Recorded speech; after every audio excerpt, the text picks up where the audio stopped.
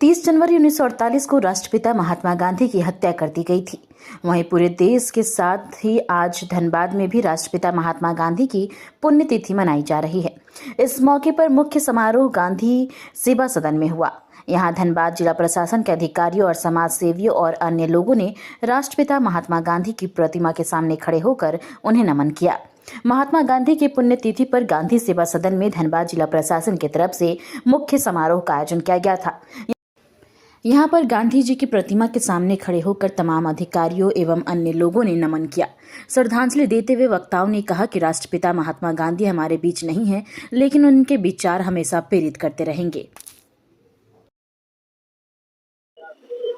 हम सबसे पहले अपनी श्रद्धा निवेदित करते हैं गांधी जी को। आज पूरी दुनिया में इनको श्रद्धा से याद किया जाता है, क्योंकि पूरी दुनिया में विलक्षण व्यक्तित्व के धनी है गांधी जी। सत्य और अहिंसा के बदौलत इन्होंने 200 साल की अंग्रेजी दास्ता को और इन्होंने उस गुलामी को तोड़ा। सत्याग्रह से, अहिंसात्मक आंदोलन से, सत्य से, न्याय से, यही इनके जीवन का ध्येय था, यही नारा था। आज उसको फिर अपनाने की जरूरत है और पूरी दुनिया में कितना लोकप्रिय थे इसे समझा जा सकता है कि 102 देशों में इनकी प्रतिमा लगी हुई है। धरती पर कोई ऐसा व्यक्तित्व तो नहीं है जिनका कि इतने देशों में जिनको सम्मान से याद किया जाता हो, एकमात्र गांधी जी हैं।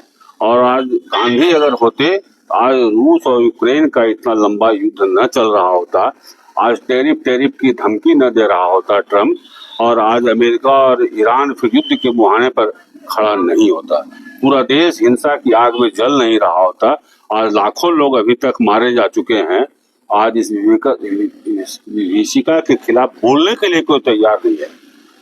युद्ध और निरंतर बढ़ता जा रहा है, पता नहीं लगता है कि कब ये तृतीय विश्व युद्ध के हिस्सा में हम लोग बन जाए। ये स्थिति हो गई है। आज अगर गांधी होते तो शायद ऐसी स्थिति नहीं होती, क्योंकि उनको सत्य पर भरोसा था, अहिंसात्मक आंदोलन पर भरोसा था, और उनकी बात, उनकी अपील का असर इन देशों पर भी पड़ता है जो आज हिंसा की आग में जल रहे हैं। इसलिए आज गांधी की पहले से ज्यादा प्रासंगिकता बढ़ गई है।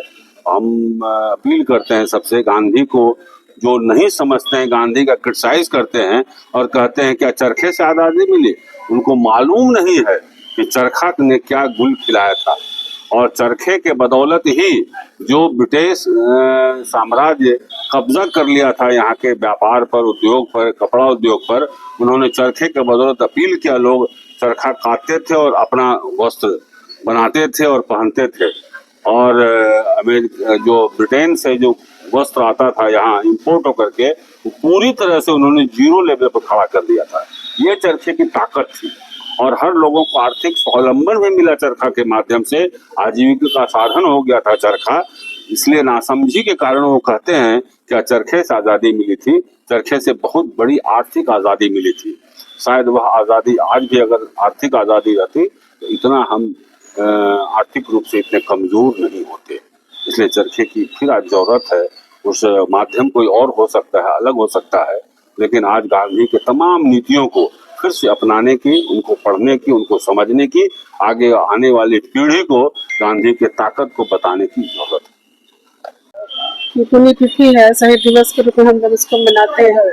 महात्मा गांधी जी के स्वतंत्रता में, भारत देश के लिए स्वतंत्रता के योगदान के लिए उनको हम लोग याद करते हैं। उनका बलिदान दिवस है, श्रद्धांजलि हम लोग अर्पित कर रहे हैं।